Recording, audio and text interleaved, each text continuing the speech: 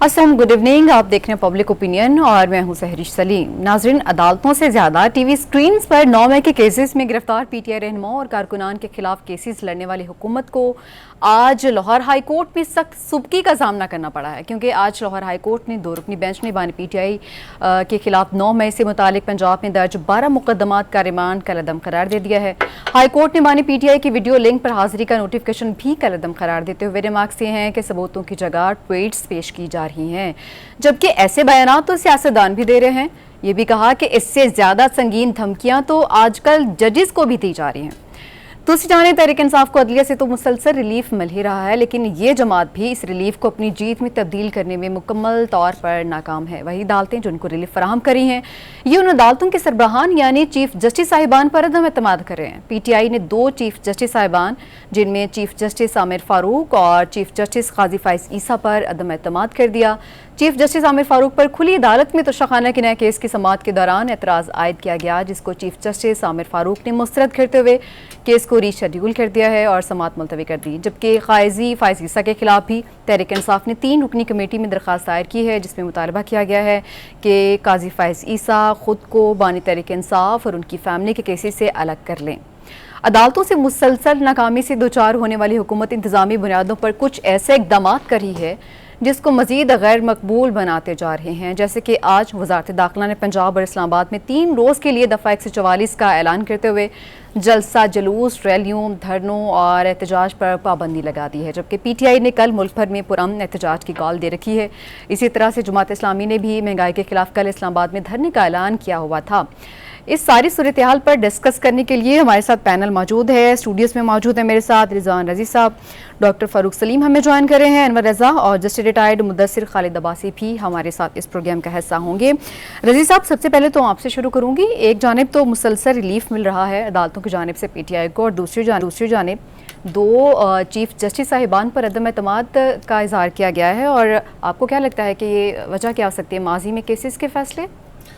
देखिए, आपके सवाल से पहले मैं एक बात क्लियर करना चाह रहा हूँ। गुज़िश्ता हफ्ते जब मुदस्सिर साहब हमारे प्रोग्राम में तशरीफ़ लाए थे, तो प्रोग्राम के अख्ताम में एक ऐसा फ़िक्रा गया जो कि मुदस्सिर साहब को गिरां गुजरा, और मेरा कतन ये मतलब नहीं था, और उसके लिए मैंने कहा कि मैं ऑन एयर उनसे माजरत तलब करूँ।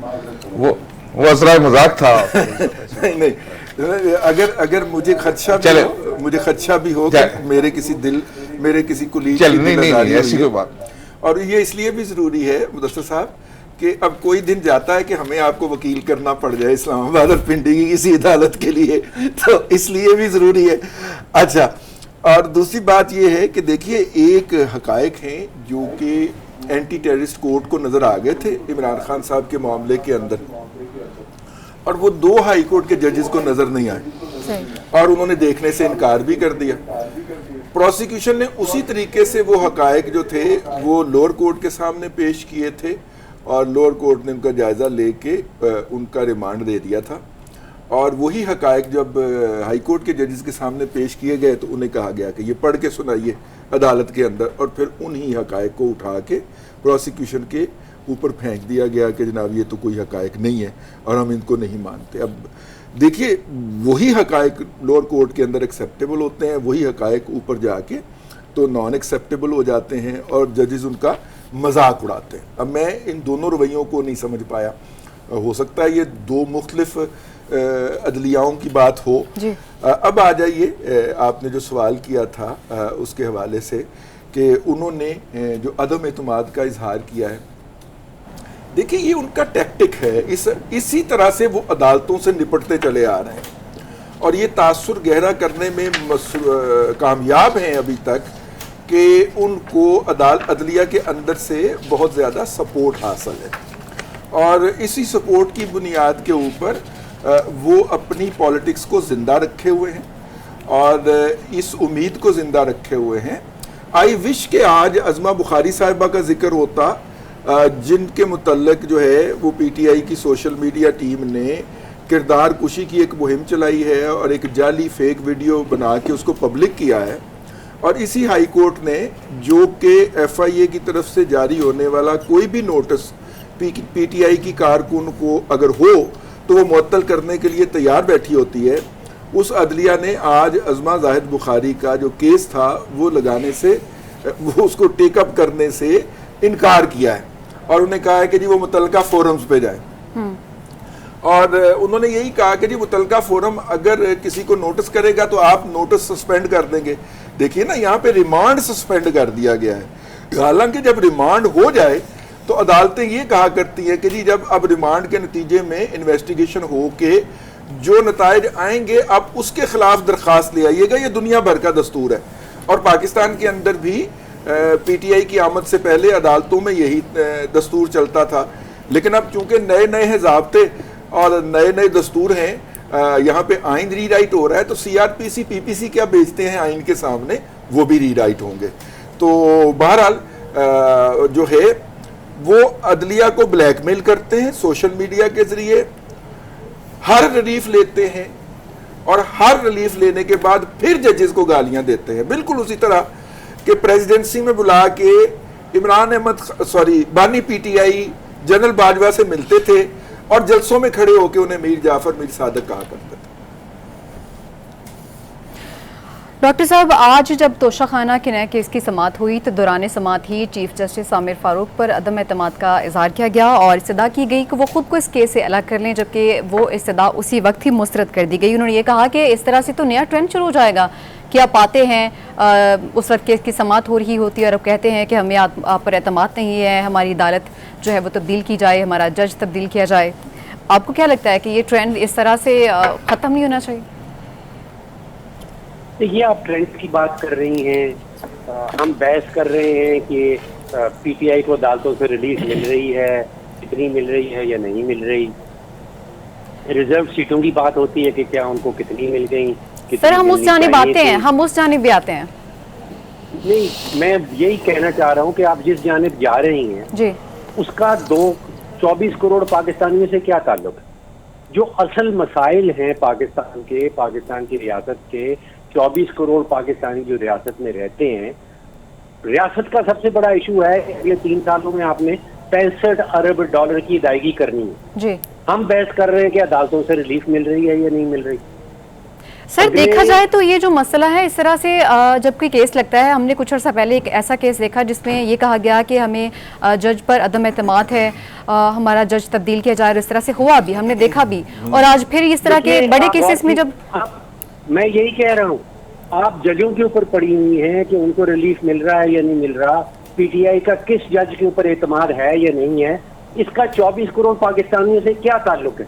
उनके चैलेंजेस से, उनके मसले से क्या ताल्लुक है? पाकिस्तान में बिजली बिक रही है 60 रुपए की, अफगानिस्तान में बिजली बिकती है 32 रुपए की। हम यहाँ बैठे ये डिस्कस कर रहे हैं कि पीटीआई का या बानी पीटीआई का किस जज के ऊपर एतमाद है या नहीं एतमाद है। देखिए, वो सारिफ जो है वो 60 रुपए की बिजली नहीं अफोर्ड कर सकता।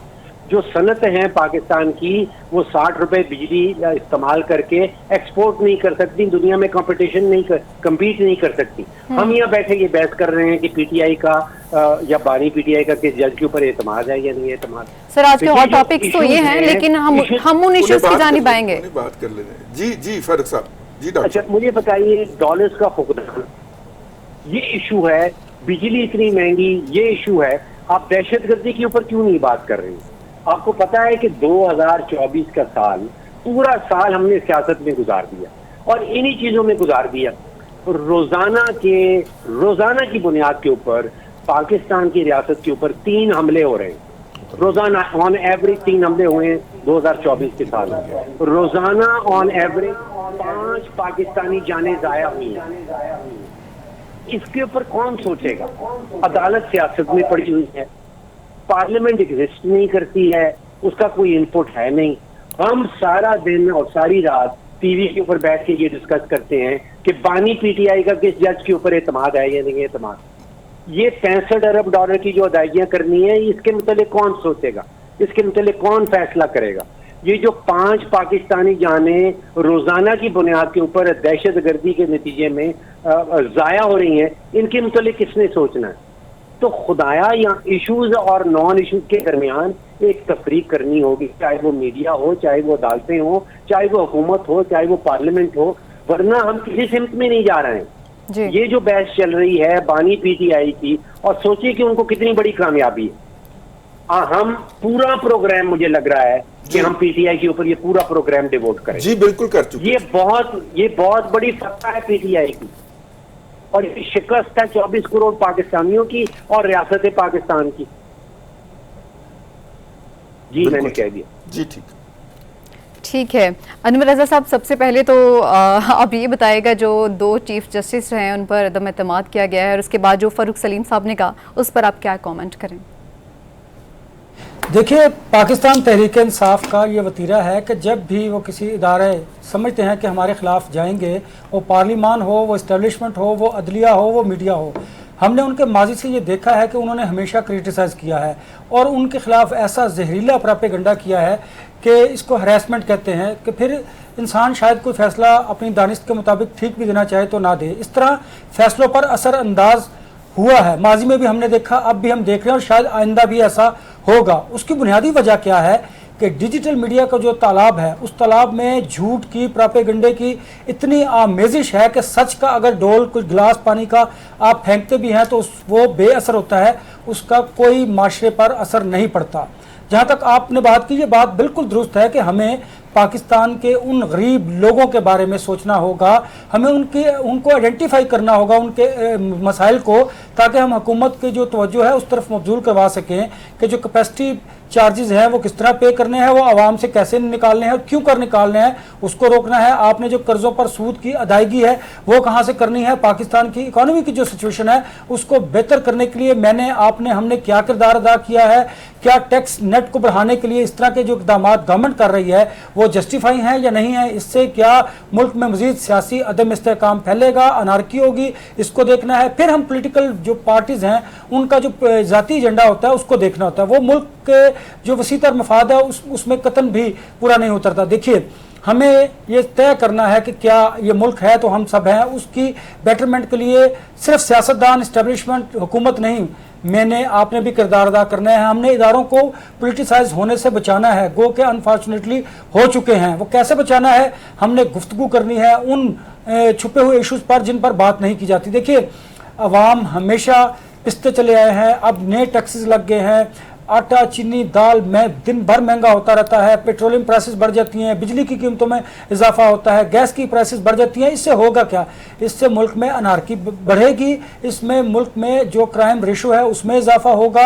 आप देखती हैं अपने इर्द गिर्द के किस तरह मोबाइल स्नैचिंग होती है, किस तरह डकैती की वारदातें होती हैं। हमने इन इशूज़ पर बात ज़रूर करनी है। जहाँ तक रही बात पोलिटिकल, ये बहुत इंपॉर्टेंट है कि जिस मुल्क में इंसाफ नहीं होगा उस मुल्क को तबाही से कोई भी नहीं बचा सकता। लिहाजा ये अदलिया का फ़र्ज़ है कि फैसले पॉपुलैरिटी की बुनियाद पर नहीं, पब्लिक सेंटिमेंट की बुनियाद पर नहीं, आइन और कानून को देखकर देने चाहिए, डिजिटल मीडिया को देखकर नहीं। क्योंकि अगर आप इस बात से डरेंगे कि मेरी किरदार कुशी की जाएगी, मेरे ख़ानदान की किरदार कुशी की जाएगी, लिहाजा पब्लिक सेंटिमेंट देकर पॉपुलर डिसीजन किए जाएंगे, तो इससे मुल्क को नुकसान होगा। यही बात हम अगर अदलिया के बारे में करते हैं तो इस्टेब्लिशमेंट से भी यही बात करते हैं, यही बात हम हुकूमत से भी करते हैं कि आपको सियासी इंतकाम को एक तरफ रखना होगा, आपको मुल्क के वसीतर मफाद में बड़ा दिल करते हुए इन मसाइल के हल के लिए अपोजिशन से बात करनी होगी, आपको सेक्रीफाइस करना होगा, क्योंकि आप गवर्नमेंट में हैं।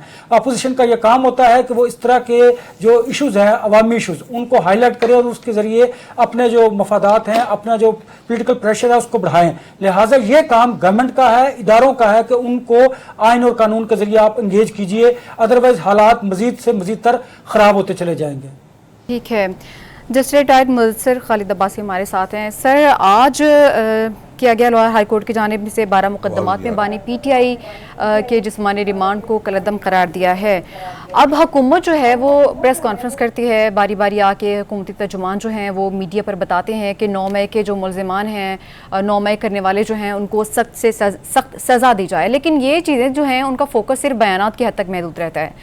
सबूत क्यों नहीं फ्राहम किए गए हैं? अभी तक जितने सबूत सामने आए हैं क्या वो नाकाफ़ी थे जिसकी वजह से ये फैसला सामने आया?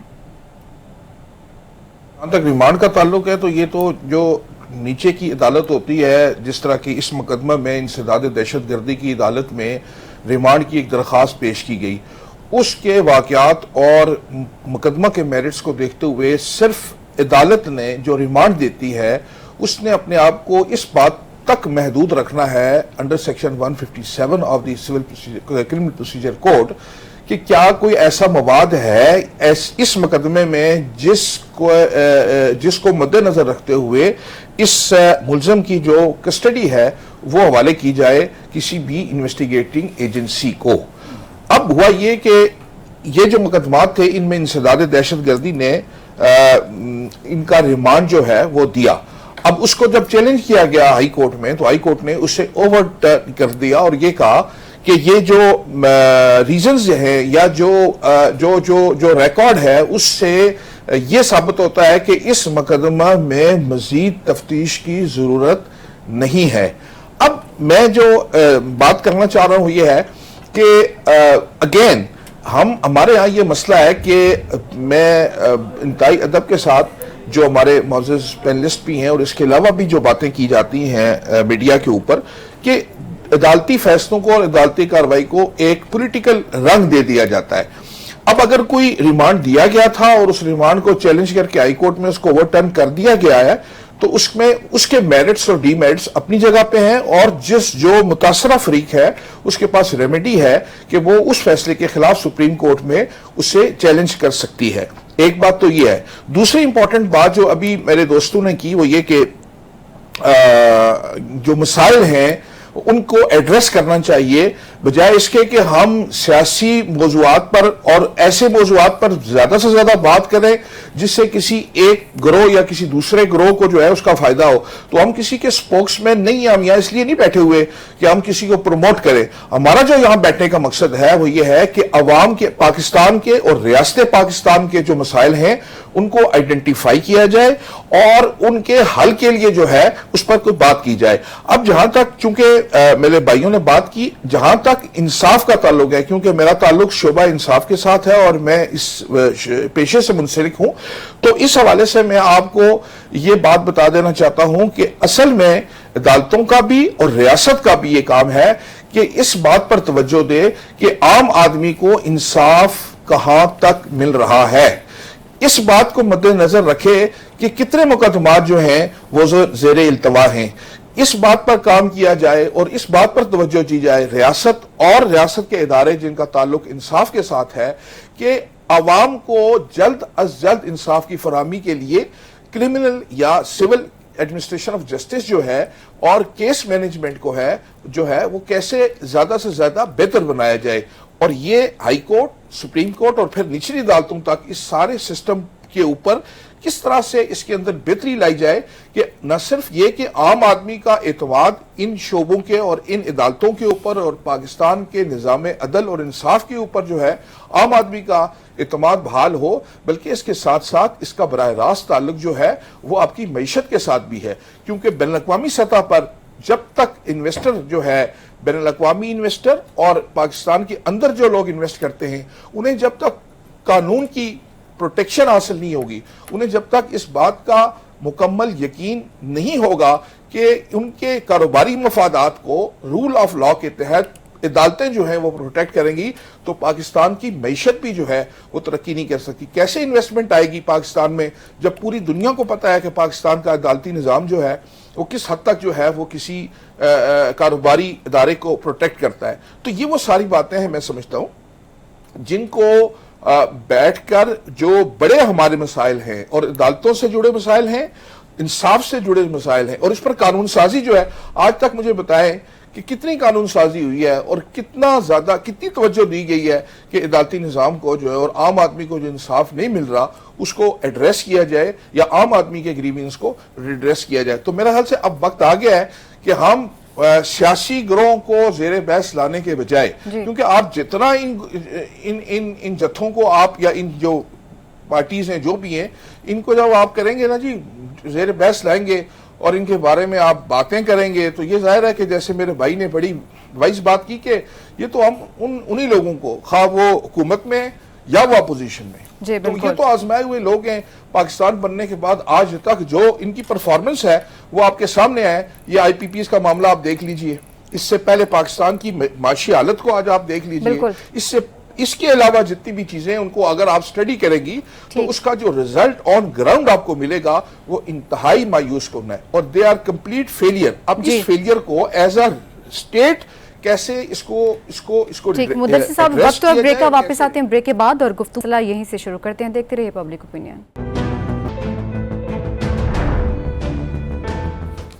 वेलकम बैक, आप देख रहे हैं पब्लिक ओपिनियन। बात करें हम 41 आज़ाद करार दिए गए अरकान के हवाले से। तो अभी इलेक्शन कमीशन ने उनको पार्टी पीटीआई का मेंबर तो तस्लीम कर लिया है, लेकिन 41 मेंबरान जो हैं अभी भी उनमें अभाम बरकरार है। 41 के हवाले से दोबारा से सुप्रीम कोर्ट का रुख किया गया है और ख़त लिखा गया है कि तहरीक इंसाफ का कोई पार्टी स्ट्रक्चर भी नहीं है। Barrister Gohar election commission record में पार्टी चेयरमैन ही नहीं है, लेकिन अभी तो जजी साहिबान जो हैं वो तातीलात पर गए हुए हैं। तो क्या ये सारा कुछ सुनने के लिए वो वापस आएंगे या तातीलात के बाद ये सारा कुछ शुरू होगा? रजी साहब ने आपसे मुझे कह रहे जी, देखिए ये ड्यूटी और मोहब्बत के अंदर एक अजीबोगरीब किस्म की जंग होगी। आज जस्टिस काजी फायज ईसा साहब ने भी एक जो है वो पार्ट उनका हाईलाइट करके सोशल मीडिया पे शेयर किया जा रहा है। सही। और उन्होंने कहा है कि जिस कानून के तहत फैसला दिया गया है ये वाला रिजर्व सीटों वाला, मेरे फाजिल कुलीग्स को वो कानून नहीं मिल रहा, तो इसलिए वो जजमेंट लिखने से भाग रहे हैं। ठीक है, ये वाला हिस्सा उनका जो है, और उन्होंने बाकायदा अतर मिनल्ला साहब का नाम लिया है, और फिर अतर मिनल्ला साहब के जितने भी तर्जुमान थे वो सोशल मीडिया के ऊपर सरगर्म हो गए। तो ये तो चलता रहता है। और अब देखिए ये मोहब्बत जीतती है जज साहिबान की या उनकी छुट्टियों का आराम जीतता है। अगर तो मोहब्बत जीत जाती है तो वो छुट्टियां कैंसिल करके वापस आए और फौरी तौर पे इस खत का जवाब लिख के इलेक्शन कमीशन को भिजवाएं कि इलेक्शन कमीशन को क्या करना है।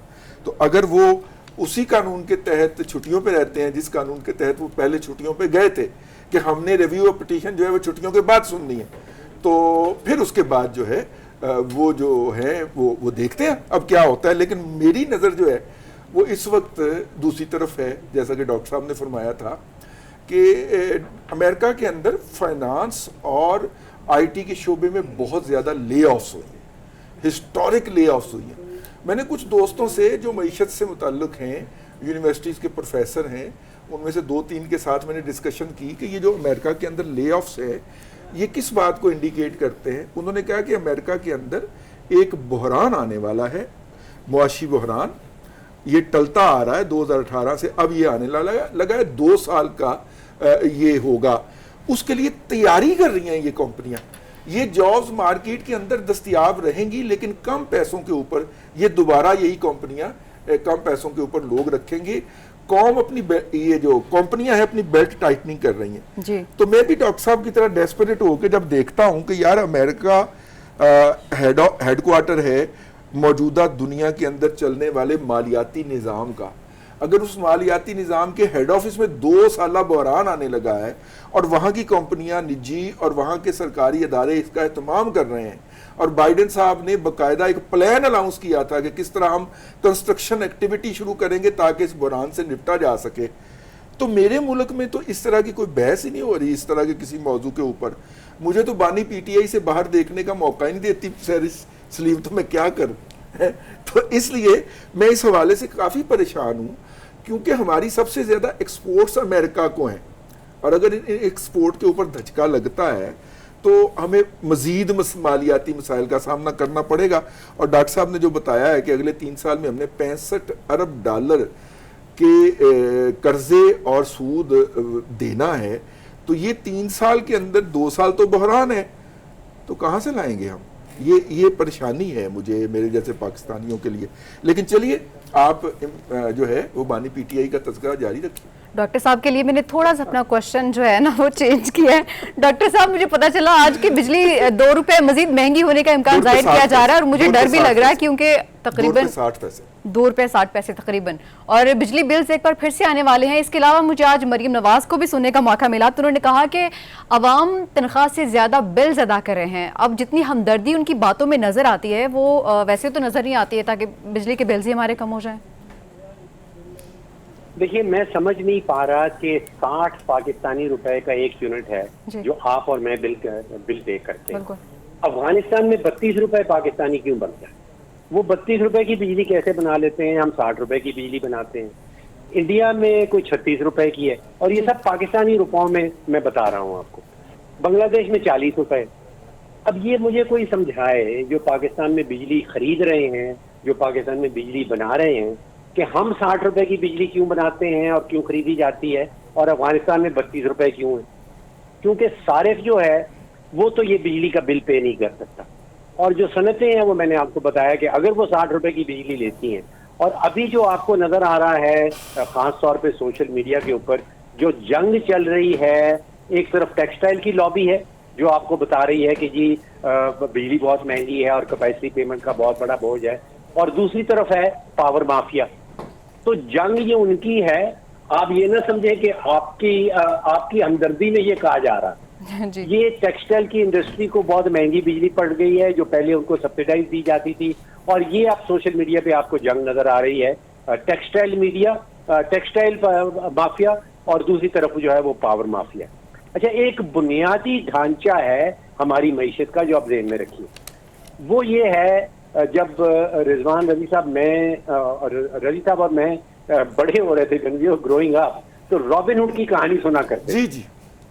और वो रॉबिन हुड ऐसा था कैरेक्टर कि वो अमीरों से पैसे छीन के तो गरीबों में बांटा करता था।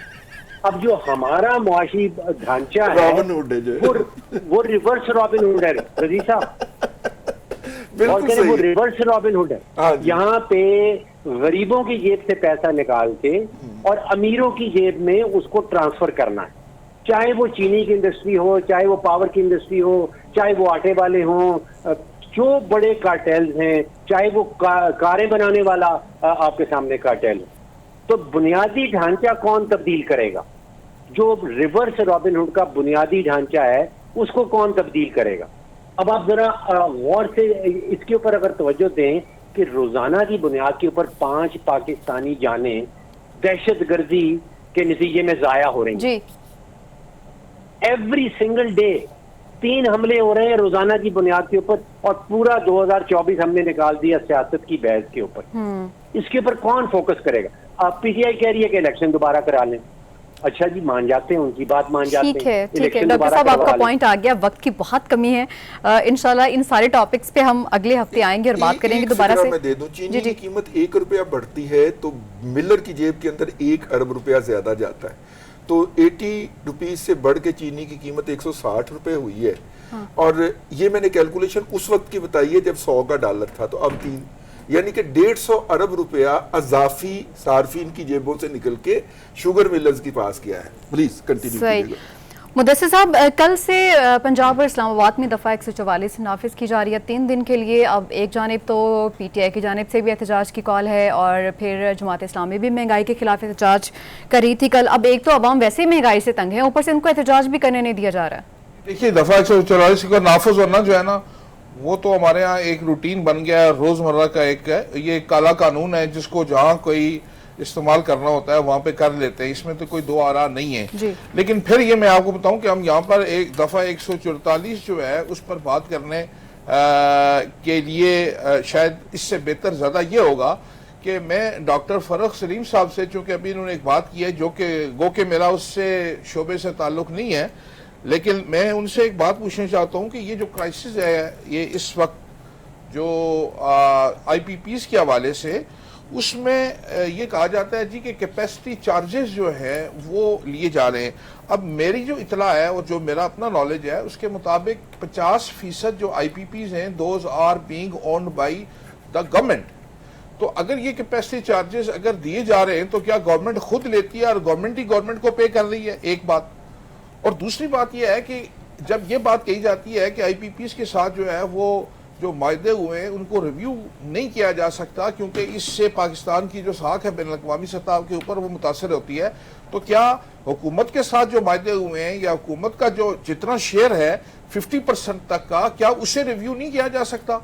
तो ये मेरा डॉक्टर फरख सलीम साहब से मेरा ये सवाल है। डॉक्टर साहब सुन रहे हैं? जी बिल्कुल सुन रहा हूँ। इससे पहले कि मैं जवाब दे दूं, एक सवाल अगर मैं जस्टिस साहब से कर दूं, वो मासूमाना सा सवाल है कि पाकिस्तान में जो बच्चों के स्कूल बंद होते हैं वो 2 महीने के लिए छुट्टियां मिलती हैं उनको, और जजेस जो हैं वो 3 महीने की छुट्टियां लेते हैं। तो इसके पीछे क्या लॉजिक है? जज भी हो सकता है जज। नहीं ये अच्छा जहां तक ये अच्छा एक और बात है। हेलो जी जी आपकी बात आ रही है जी, सवाल आ रहा है आपका, आवाज नहीं आ रही थी। अब्बासी साहब जारी रखिए। जी जी तो मैं ये कह रहा था कि ये जो एक कजिया है उस हवाले से मेरा डॉक्टर साहब से फराग था। और ये छुट्टियों का जहां तक मेरे ख्याल से मैंने जो बात सुनी है अभी उसमें जो ये जहां तक इस केस का ताल्लुक है उससे मुतालिक ये है कि उन्होंने अपने फैसले में ये कहा है कि अगर आपकी इसमें कोई एम्बिग्विटी है या इसमें कोई मजीद वजाहत दरकार है तो वो चैम्बर्स के अंदर इन 8 जजेस के ऊपर से उसकी वजाहत ली जा सकती है। जहां तक इस बात का ताल्लुक है कि वो जो जजमेंट है वो अपनी जगह पे स्टैंड करती है और जब तक उसको रिव्यू नहीं किया जाएगा वो जजमेंट उसी तरह रहेगी। लेकिन सिर्फ इस हद तक कि अगर उसके अंदर कोई वजाहत दरकार है या उसके अंदर कोई एम्बिग्विटी है तो इलेक्शन कमीशन जो है वो जजेस के साथ चैम्बर्स में राब्ता या उनसे रुजू कर सकता है। सही है। जस्टिस साहब, डॉक्टर साहब ये पूछ रहे थे कि बच्चों को 2 महीने की छुट्टियां होती हैं जबकि जस्टिस साहिबान जो है उनको 3 महीने की छुट्टियां क्यों होती हैं?